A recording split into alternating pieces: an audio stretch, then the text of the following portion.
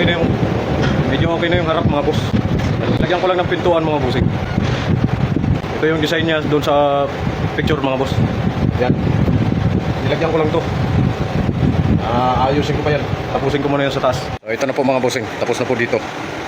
Yan, yung ibabaw. Yun yung sanipan niya mga boss. May design kasi yun eh. Ito, nilagyan ko na lang ng pinto. Tapos guguhitan ko na lang yan dyan, parang bintana lang kasi yung mga boss. Nilagyan ko na rin ng pinto dito, pinaka-mindor niya mga bossing. Yan po mga boss oh. Ang kulang na lang yan, yung chiminihan niya mga bossing. Yan, paikot. Okay na po yan, paikot mga boss. Ito naman yung likod niya mga bossing. Yan. May sanipan na rin yan mga bossing. Tapos na po yan dyan mga boss. Yun naman sa itaas ang titirahin ko mga bossing. Tapos yung terrace niya. Ito, extra na lang po yan mga bossing.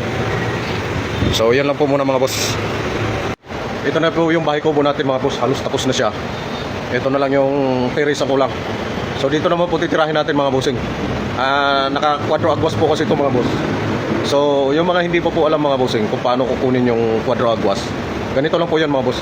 Para hindi po kayo mahirapan mga bossing. Ganito lang yan mga boss. Ito kasi may sukat na to. Bago ko to ginawa, alam ko na kung ilan yung itataas ko dito mga bossing.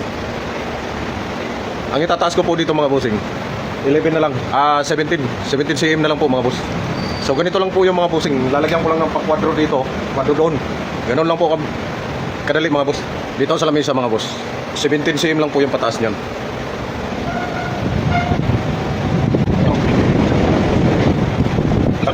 Ngayon 30 by 30 po kasi yung mga bossing. Ang kukunin po natin dito 30 by 30. Ganito lang po yung diskarte noon mga boss. 17.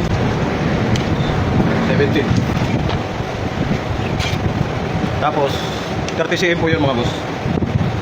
30. Ang sentro 15.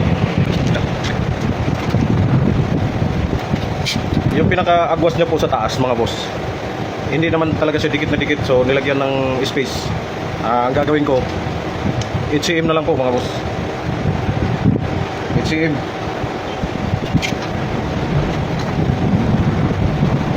Doon ka muna, Meng. Huwag ka muna magkano dito. Mamaya ka na, mamaya. So, yan lang po yan mga bossing.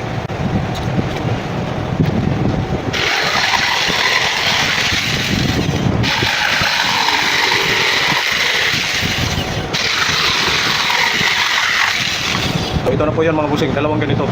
Papakita ko lang po mga boss. Dito sa kabila.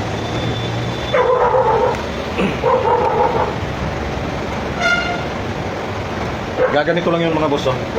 Ganyan na lang. Yan. Hindi naman po ito katulad sa bahay na malaki mga boss. Ito maliit lang to. Sa bahay kasi corner yun eh.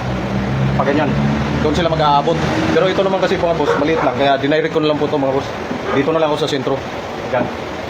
So yan po mga boss. Gagawa pa akong isa para magiging dalawa yan. Hindi ko na lang ipapakita mga boss. Parehas lang naman eh.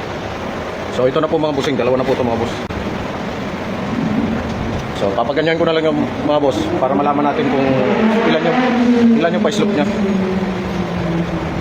Papako ko na lang po yung mga boss.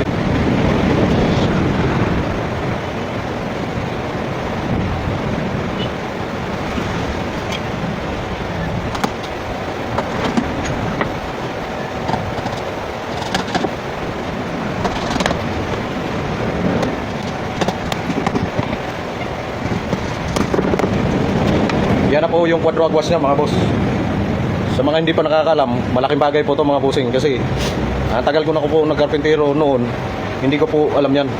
So nalaman ko lang po yan nung nang ibang bayan ako. So galing pa po yun sa malayo. Ngayon makikita nyo na kung paano. Sa mga magagaling na, alam na po nila yun mga boss. Ito lang po ay para lang po to sa mga hindi pa nakakalam mga bossing. Pero mga magagaling po kasi mga bossing, hindi po tinuturo yan.